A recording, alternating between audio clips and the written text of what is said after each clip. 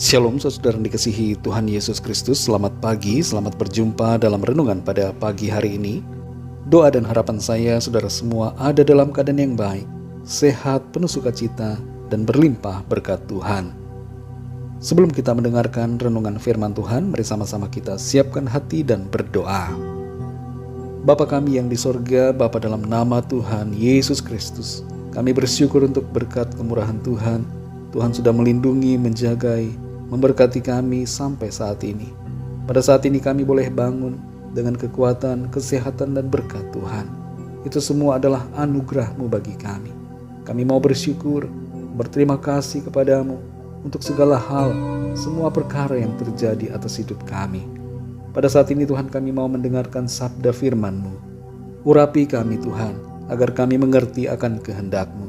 Dalam nama Tuhan Yesus kami berdoa. Haleluya. Amin.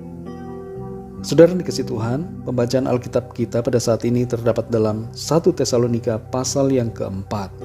Saudara dapat membacanya secara pribadi setelah mendengarkan renungan ini. Saya akan membaca 1 Tesalonika 4 ayat 7-8. Tertulis demikian. Allah memanggil kita bukan untuk melakukan apa yang cemar, melainkan apa yang kudus. Karena itu, siapa yang menolak ini bukanlah menolak manusia, melainkan menolak Allah yang telah memberikan juga Roh-Nya yang kudus kepada kamu. Saudara dikasihi Tuhan, 8 negara bagian di Amerika Serikat pada saat ini membuat peraturan hukum yang melarang aborsi, dan beberapa negara bagian lainnya sedang menyusul akan mengikuti. Sebelumnya, aborsi merupakan praktek yang dilegalkan. Sejarah legalisasi aborsi di Amerika Serikat terjadi mulai tahun 1969.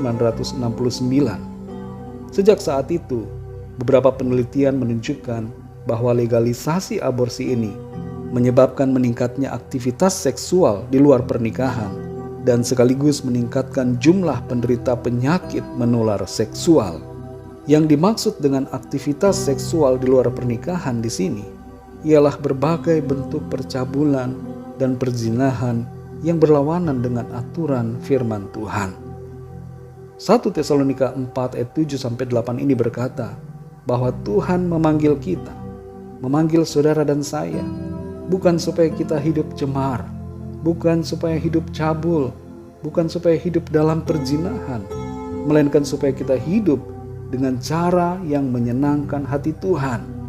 Tuhan mau kita hidup kudus, hidup sesuai dengan kehendak firman-Nya.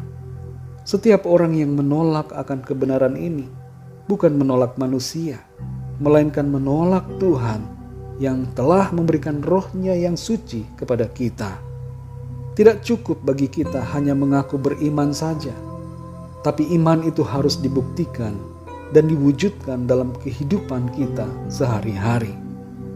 Jangan kita mengira bahwa panggilan Tuhan yang telah kita terima dan telah menyelamatkan kita sudah membuat kita bebas untuk berbuat dosa.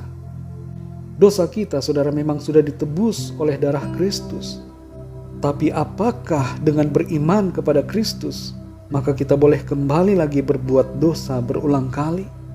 Apakah keselamatan yang kita terima merupakan legitimasi dan legalisasi atas perbuatan dosa? Tidak, saudara. Anugerah keselamatan dalam Tuhan Yesus bukanlah sebuah legalisasi dosa, melainkan sebuah keadaan di mana kita telah menang karena sudah dibebaskan dari perbudakan dosa dan kita tidak lagi hidup di dalamnya. Perlu kita ketahui, saudara, bahwa percabulan dan perzinahan merenggut seseorang dari perlindungan secara rohani dari Tuhan.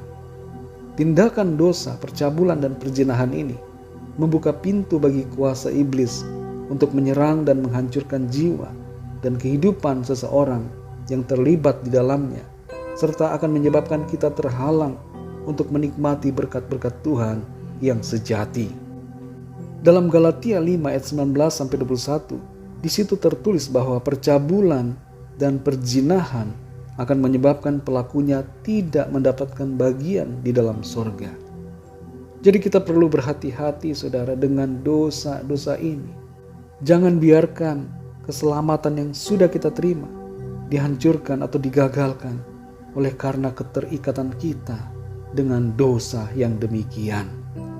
Saudara yang dikasihi Tuhan, kalau ada di antara kita yang saat ini masih hidup dalam dosa percabulan dan perzinahan, dan kita mendengarkan teguran firman Tuhan ini, itu tanda bahwa Tuhan masih memberikan kita kesempatan untuk bertobat dan menerima pengampunannya. Karena itu saudara, jangan lewatkan kesempatan berharga ini. Mari kita datang pada Tuhan, mengaku dosa-dosa kita, dan bertobat, serta hidup sungguh-sungguh dalam kekudusan dan kebenaran. Berpikirlah yang benar, dan lakukanlah yang benar, sesuai dengan kehendak Tuhan. Roh Kudus yang ada di dalam kita adalah Tuhan sendiri, yang tidak boleh kita dukakan, tapi harus kita hormati dan kasihi, serta taati tuntunannya. Saudara yang dikasihi Tuhan, kalau ada di antara saudara yang mau bertobat dari semua dosa percabulan dan perzinahan dalam berbagai bentuknya, mari ikuti doa saya. Tuhan Yesus, aku mengaku telah berdosa di hadapan-Mu. Aku telah terjatuh dan terikat dengan dosa percabulan, dosa perzinahan. Pikiranku rusak oleh karena hawa nafsu dosa, seksual, percabulan, dan perzinahan ini. Saat ini aku mengakui dosa-dosaku ya Tuhan. Ampunilah aku. Aku mau bertobat dan mau hidup dalam kebenaran firman-Mu. Tuntunlah aku ya Tuhan, sehingga kehidupanku menyenangkan hati-Mu. Terima kasih Tuhan untuk pengampunan-Mu. Terima kasih untuk kasih-Mu kepada aku. Dalam nama Tuhan Yesus aku berdoa. Amin. Bagi saudara semua pendengar renungan pada saat ini, mari sama-sama kita berdoa. Bapa kami yang di surga, Bapa dalam nama Tuhan Yesus Kristus, kami bersyukur untuk firman-Mu yang kembali berbicara kepada kami, menegur, menguatkan, membimbing kami supaya kami tidak hidup dalam percabulan dan perzinahan, tapi hidup dalam kekudusan yang Tuhan kehendaki. Kuatkan hati kami selalu ya Tuhan, untuk kami tidak menjadi lemah, tidak tergoda, tidak masuk dalam pencobaan apapun, tapi kami melawan dengan kuasa darah-Mu Tuhan, dengan kuasa firman-Mu. Kami mengalahkan setiap siasat iblis dan segala bentuk hawa nafsu dosa. Kami mau pakai hidup kami mau pakai tubuh kami ini untuk melayani Tuhan. Terima kasih Tuhan, berkati kami semua di sepanjang hari ini, dalam segala aktivitas dan tugas yang kami kerjakan. Biarlah semua yang kami lakukan menyenangkan hati Tuhan. Berkat-Mu atas setiap kami, dan kami bawa setiap permohonan doa kepadamu. Biarlah Tuhan melawat setiap kami dan memberikan apa yang kami perlukan sesuai dengan kuasa dan kasih-Mu Tuhan. Terima kasih Bapa. Hanya dalam nama Tuhan Yesus, Tuhan dan Juru Selamat kami sudah berdoa dan mengucap syukur. Haleluya. Mari sama-sama kita berdoa doa Bapa kami. Bapa kami yang di surga, dikuduskanlah nama-Mu, datanglah kerajaan-Mu, jadilah kehendak-Mu di bumi seperti di surga. Berikanlah kami pada hari ini makanan kami yang secukupnya, dan ampunilah kami akan kesalahan kami, seperti kami pun mengampuni orang yang bersalah kepada kami. Dan janganlah membawa kami ke dalam pencobaan, tetapi lepaskanlah kami daripada yang jahat, karena Engkaulah yang mempunyai kerajaan dan kuasa dan kemuliaan sampai selama-lamanya. Amin. Terimalah berkat Tuhan. Tuhan memberkati engkau dan melindungi engkau. Tuhan menyinari engkau dengan wajah-Nya dan memberikan kasih karunia. Tuhan menghadapkan wajah-Nya kepadamu dan memberikan damai sejahtera.